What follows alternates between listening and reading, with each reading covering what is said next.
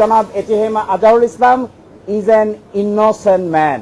মানবতা বিরোধী অপরাধের মামলায় জামায়াত নেতা এটিএম আজহারুল ইসলামকে মৃত্যুদণ্ড থেকে খালাস দিয়েছেন আপিল বিভাগ। আন্তর্জাতিক অপরাধ ট্রাইব্যুনালের মৃত্যুদণ্ডের রায় বাতিল করে সর্বোচ্চ আদালত এ রায় দেন। মঙ্গলবার প্রধান বিচারপতি ডক্টর সৈয়দ রেফাত আহমেদের নেতৃত্বাধীন 7 সদস্যের বেঞ্চ এই রায় ঘোষণা করেন। রায় ঘোষণার সময় রাষ্ট্র ও আসামি উভয় পক্ষের আইনজীবী, জামায়াতের শীর্ষ নেতা ও তাদের দলীয় আইনজীবীরা উপস্থিত ছিলেন। সকাল 9টা 50 প্রধান বিচারপতির নেতৃত্বে 7 বিচারপতি ইজলাসে ওঠেন। এরপর রাষ্ট্রপক্ষের প্রসিকিউটর গাজী এম.এইচ. তামিম আইনি বিষয় তুলে ধরেন। এরপর রায় ঘোষণা শুরু হয় 9টা 55।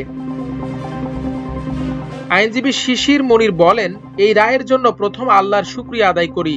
তাকে সকল অভিযোগ থেকে বেকসুর খালাস দেওয়া হয়েছে। এটি ছিল বিচারের ইতিহাসে অবিচার। তিনি বলেন, এই রায়ের ফলে সত্য বিজয়ী হয়েছে, মিথ্যা পরাজিত হয়েছে। এটিএম আজহারের ওপর এটি ছিল নজিরবিহীন নির্যাতনের শামিল। পৃথিবীর ইতিহাসে এটি একটি নজিরবিহীন ঘটনা হয়ে থাকবে।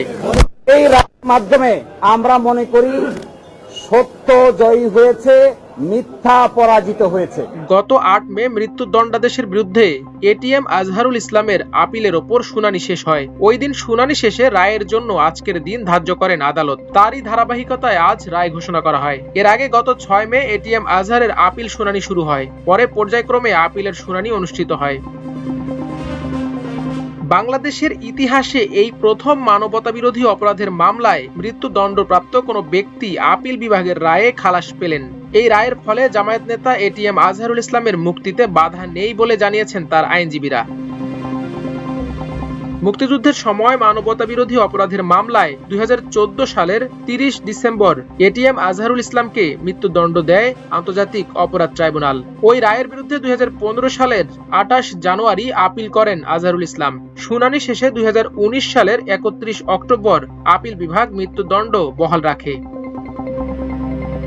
2020 সালের 15 মার্চ আপিল বিভাগের পূর্ণাঙ্গ রায় প্রকাশিত হয়। এরপর তা পুনর্বিবেচনা চেয়ে ওই বছরের 19 জুলাই আপিল বিভাগে আবেদন করেন আজহারুল ইসলাম। গত 26 ফেব্রুয়ারি আপিল বিভাগ রিভিউ শুনে ফের আপিল শুনানির সিদ্ধান্ত দেয়। এটাই প্রথম মানবতাবিরোধী অপরাধের মামলা যেটি রিভিউ পর্যায়ে আসার পর ফের শুনানির অনুমতি পায়। 71 যুদ্ধ অপরাধের অভিযোগে 2012 সালের 22 আগস্ট মগবাজারের বাসা থেকে আজহারুল ইসলামকে গ্রেপ্তার করা হয়। তখন থেকেই তিনি কারাগারে আছেন। আজ রায় ঘোষণাকে ঘিরে আদালত প্রাঙ্গণে জামায়াতের নেতাদের মধ্যে উপস্থিত ছিলেন দলটির নায়েবে আমির ডাক্তার সৈয়দ আব্দুল্লাহ মোহাম্মদ তাহের, জামায়াতের ভারপ্রাপ্ত সেক্রেটারি জেনারেল এটিএম মাসুম, সহকারী সেক্রেটারি জেনারেল মাওলানা রফিকুল ইসলাম খান, অ্যাডভোকেট এহসানুল মাহবুব জুবায়ের, অ্যাডভোকেট মোয়াজ্জেম হোসেন আলাল, নির্বাহী পরিষদ সদস্য মোবারক হোসেন, মাওলানা আব্দুল হালিম, অ্যাডভোকেট মতিউর রহমান, জামায়াতের ঢাকা মহানগর উত্তরের আমির সেলিম উদ্দিন, মাসউদ সাইদি, দলটির ঢাকা মহানগর দক্ষিণের নায়েবে আমির ডক্টর হেলাল উদ্দিন ও ঢাকা মহানগর দক্ষিণের সহকারী সেক্রেটারি দেলোয়ার হোসেন সহ বিভিন্ন পর্যায়ের নেতাকর্মীরা। মাল্টিমিডিয়া ডেস্ক, আমার দেশ।